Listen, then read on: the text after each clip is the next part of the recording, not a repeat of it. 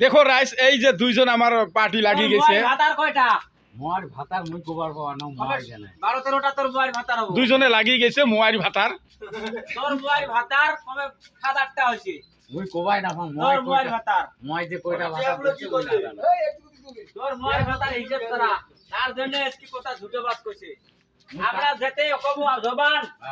আল্লাহ নবী কইছে যাকে জবান দিবি এক ফার্স্ট যাক জবান দিবি